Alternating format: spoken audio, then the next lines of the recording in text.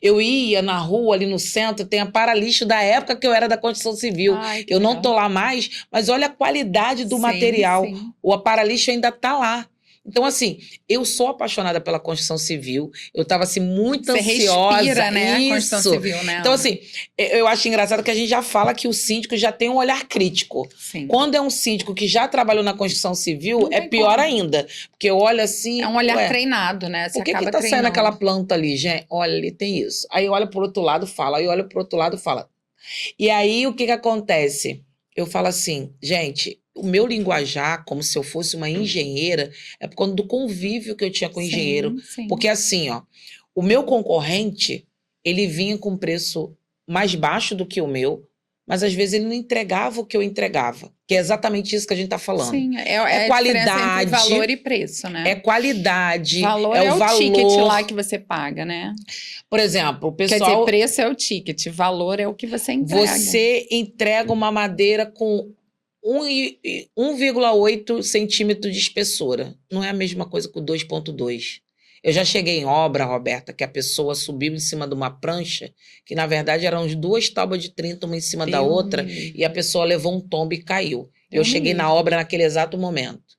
E aí, como eu sou comercial, você me conhece, eu aproveitava todas as oportunidades. Eu falava assim, vamos chamar o SAMU, não mexe nele, e você vai responder um processo.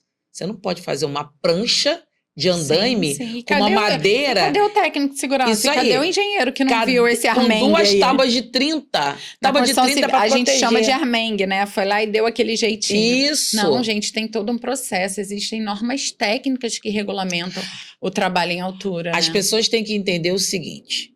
Eu e você somos empreendedoras. A gente quer realmente que as pessoas empreendam.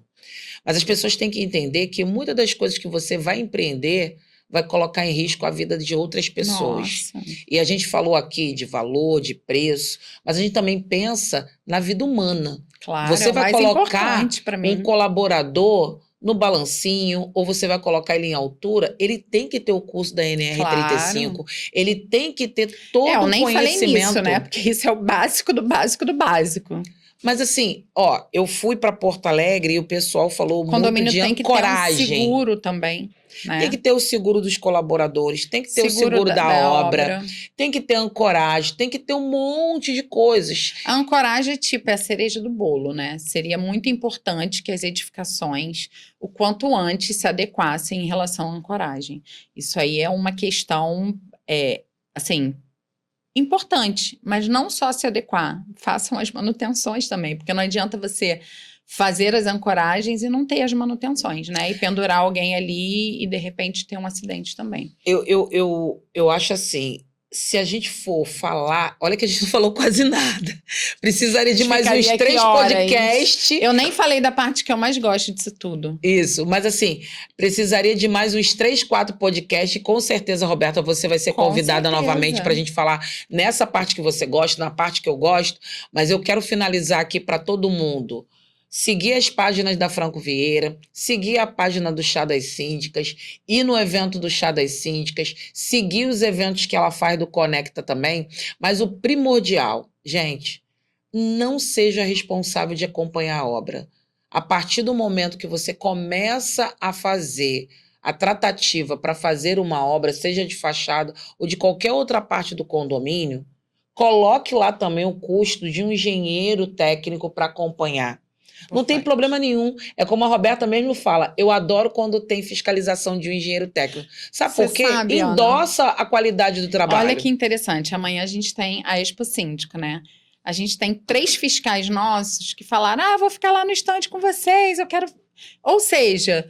a relação é tão boa e eles... porque a gente também facilita a vida deles, né? Quando você tem uma empresa que entrega realmente documentações, entrega ali todo o dia a dia, é bom para o fiscal também. Então, assim, isso é uma engrenagem. Se essa engrenagem estiver funcionando, qual que é o resultado? É um benefício para o seu condomínio, é um benefício para o seu condomínio, é uma valorização.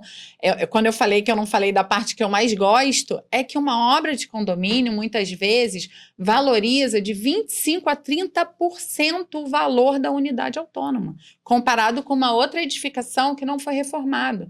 A gente gente tem um caso emblemático dentro do condomínio, da Franco, que é o edifício Facile. Era um edifício ali na Bandeirantes.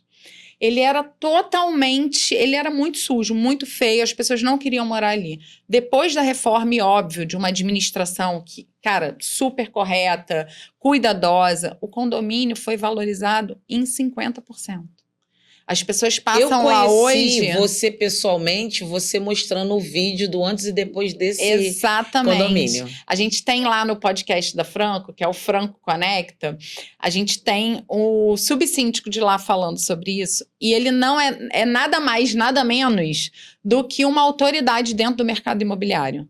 Ele faz parte de uma comissão dentro do mercado imobiliário, é uma pessoa muito ativa. Ele falou, Roberta, se os síndicos entendessem que reformar a fachada valoriza o patrimônio dos condôminos, o que acontece com a gente depois que a gente reforma? A gente vê um monte de plaquinha de venda. É a hora de vender, porque está valorizado. Exato. Então, se a gente consegue valorizar um patrimônio que, às vezes, a pessoa levou uma vida inteira para construir, ela conseguiu vender com valor, sabe, adequado, um valor que ele possa investir em outras coisas, isso está potencializando ali uma família. Claro. Então, a gente tem essa cultura dentro da Franco, né, de olhar para as famílias, porque afinal a gente somos uma empresa que trabalha para famílias, é uma família trabalhando para outras famílias. E para finalizar, Roberta, eu quero falar o seguinte, a gente precisa entender que o gestor ou a gestora, ele não caminha sozinho, mas ele precisa de empresas que tenham realmente responsabilidade de cuidar do cliente.